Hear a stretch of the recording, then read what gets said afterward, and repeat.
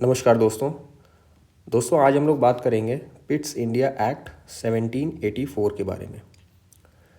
देखिए, lecture start करने से पहले मैं एक बात बताना चाहता हूँ। ये जो लेक्चर्स आपके लिए डिज़ाइन किए गए हैं ये बेसिकली रिवीजन पर्पस से किए गए हैं। तो इस जितने भी आपको आने वाले लेक्चर्स मिलेंगे उसमें बेसिक पर्पस यही रहेगा कि आप लोग अगर कोई भी टेक्स्ट बुक पढ़ रहे हैं तो आप लोग इस लेक्चर को देख करके अपना रिवीजन कर सकते हैं। तो चलिए हम लोग देर नहीं करते हैं, स्टार्ट करेंगे। देखिए, सबसे पहले पिट्स इंडिया एक्ट के बारे में जो कहा जाता है उसमें सबसे पहला क्वेश्चन जो आपसे पूछा जा सकता है वो ये आएगा कि ये किस ईयर में आया था। यानी आपको ध्यान रखना है कि ये 1784 में पहली बार पिट्स इंडिया एक्ट इस्टेब्लिश किया गया था। और कई बार ये क्वेश्चन आया भी है अलग अलग एग्ज़ाम्स में कि किस ईयर में, यानी अलग अलग आपको ऑप्शंस देंगे 1784 या और ईयर्स देंगे, तो उसमें आपको ये ध्यान रखना है कि 1784 में इसको जो है इस्टेब्लिश किया गया था। अब देखिए, दूसरी जो पॉइंट जो बहुत इम्पॉर्टेंट है उसमें ये कहा गया है कि पहली बार पिट्स इंडिया एक्ट में ये बात की गई थी कि ये एक्ट ऑफ सेटलमेंट होगा। यानी इसमें ये कहा गया था फर्स्ट टाइम, आप देखिए यहाँ पे लिखा हुआ है फर्स्ट टाइम, इसमें कहा गया था कि ये जो एक्ट है ये बताएगा कि यहाँ पे पहली बार ब्रिटिश पोजीशन इन इंडिया की बात की गई थी। कि पहली बार ये कहा गया था कि भारत में ब्रिटिश राज्य जो है वो पहली बार पोजीशन की स्थिति में आया हुआ है।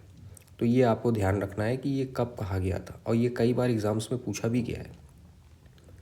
दूसरा जो सबसे बड़ी चेंज हुआ था वो ये हुआ था कि उसने डिवीज़न ये कर दिया था। सबसे पहले कोर्ट, अगर हम यहाँ से चलिए बात करते हैं, जैसे कोर्ट ऑफ डायरेक्टर्स होता है एक पोस्ट और एक होता है बोर्ड ऑफ कंट्रोल। इसको टोटली डिफ़ाइन कर दिया था कि अब कोर्ट ऑफ डायरेक्टर्स की क्या ज़िम्मेदारी रहेगी और बोर्ड ऑफ कंट्रोल की क्या ज़िम्मेदारी रहेगी। तो देखिए, कोर्ट ऑफ डायरेक्टर्स को ये कहा गया था कि आपको ज़िम्मेदारी मिली है कॉमर्शियल अफेयर्स के बारे में, और दूसरी तरफ बोर्ड ऑफ कंट्रोल को ये कहा गया था कि आपको ज़िम्मेदारी मिली है पॉलिटिकल अफेयर्स में।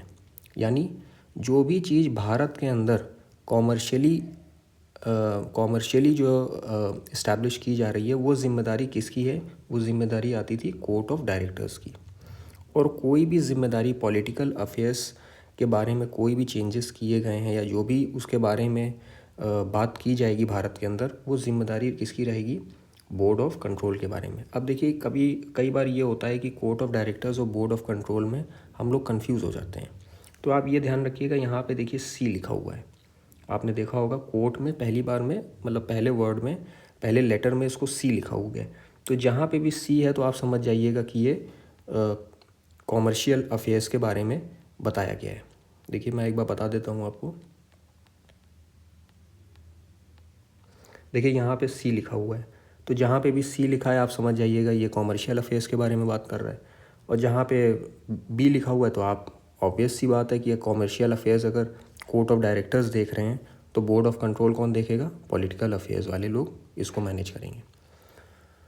दूसरी बात ये की गई थी, देखिए इसी से मिलता जुलता पॉइंट है, कॉमर्शियल फंक्शंस और पॉलिटिकल फंक्शंस को इसको जो है डिवीज़न कर दिया गया था, मतलब इनके बीच में विभाजन कर दिया गया था। तो अब देखिए, इसमें इस एक्ट के बारे में यही बात है। बस आप ये ध्यान रखिएगा कि इसमें जैसे मैं एक बार फिर से बता देता हूँ, 84 यानी 1784 में ये आया था पिट्स इंडिया एक्ट।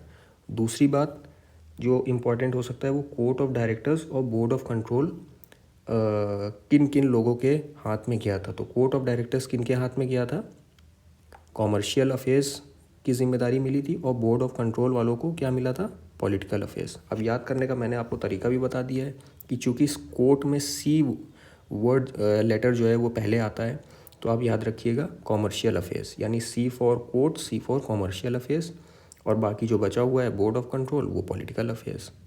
ठीक है, सो आज के लिए इतना ही, धन्यवाद।